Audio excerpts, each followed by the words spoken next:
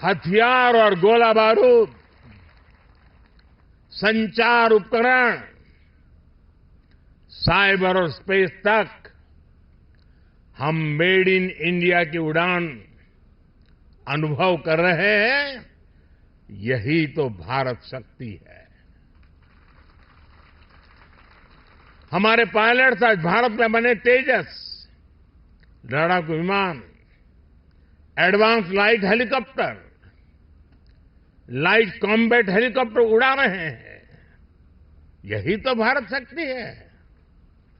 हमारे सेलर्स पूरी तरह से भारत में बनी पनडुब्बियां, डिस्ट्रॉयर्स और एयरक्राफ्ट कैरियर में लहरों के पार जा रहे हैं। यही तो भारत शक्ति है। हमारी थल सेना के जवान भारत में बने आधुनिक अर्जुन टैंक्स और तोपों से देश की सीमाओं की सुरक्षा कर रहे हैं। यही तो भारत की शक्ति है।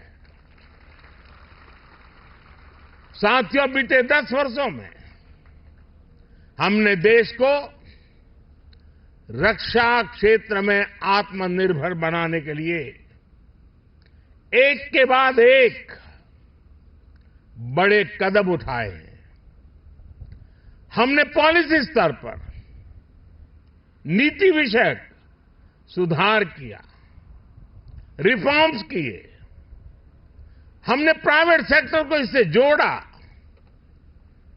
हमने एमएसएमई स्टार्टअप्स को प्रोत्साहित किया।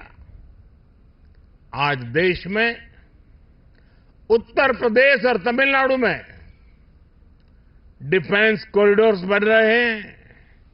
इनमें अब तक 7,000 करोड़ रुपए से ज्यादा का निवेश हुआ है। आज हेलीकॉप्टर बनाने वाली एशिया की सबसे बड़ी फैक्ट्री भारत में काम करना शुरू कर चुकी है। और आज मैं अपनी तीनों सेनाओं को भी बधाई दूंगा। हमारी तीनों सेनाओं ने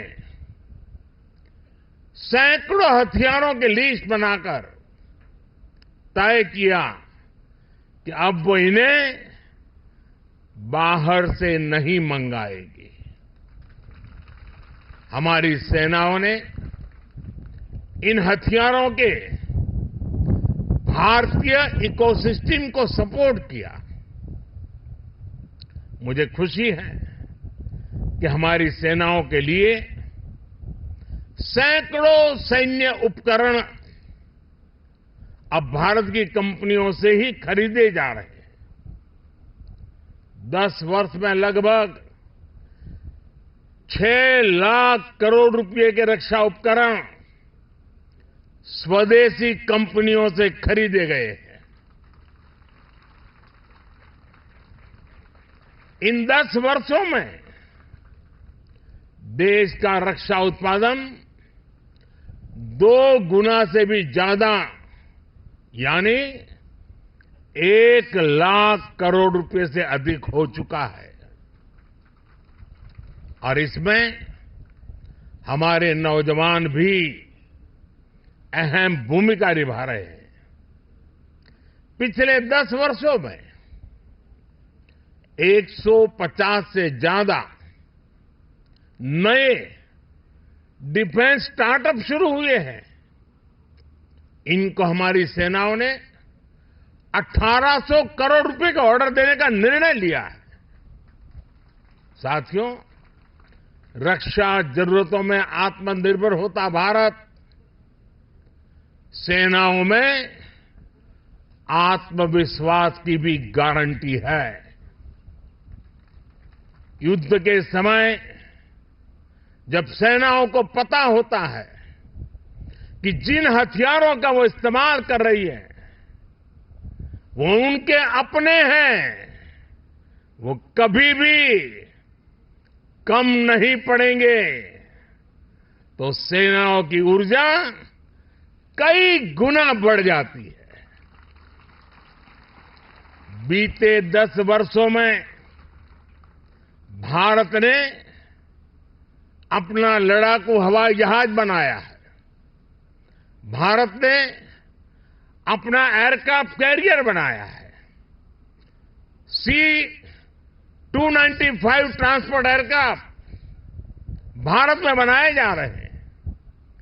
आधुनिक इंजन का निर्माण भी भारत में होने वाला है। और आप जानते हैं, कुछ दिन पहले ही कैबिनेट ने एक और बड़ा फैसला लिया है। अब 5th जनरेशन लड़ाकू विमान भी हम भारत में ही डिजाइन, डेवलप और मैन्युफैक्चर करने वाले हैं। आप कल्पना कर सकते हैं कि भविष्य में भारत की सेना और भारत का डिफेंस सेक्टर कितना बड़ा होने वाला है। इसमें युवाओं के लिए रोजगार और स्वरोजगार के कितने अवसर बनने वाले हैं। कभी भारत दुनिया का सबसे बड़ा डिफेंस इंपोर्टर हुआ करता था। आज भारत डिफेंस सेक्टर में भी एक बड़ा निर्यातक बनता जा रहा है। आज भारत का डिफेंस एक्सपोर्ट 2014 की तुलना में 8 गुना से ज्यादा बढ़ चुका है।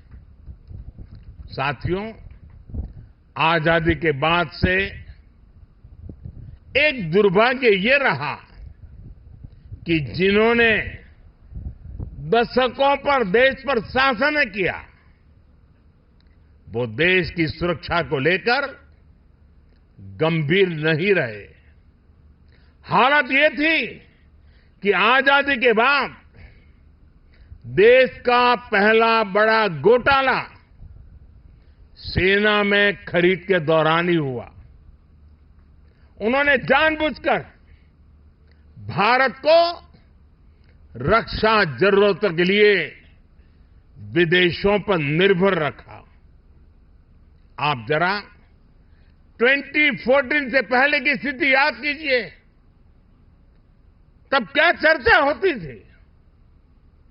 तब रक्षा सौदों में घोटालों की चर्चा होती थी।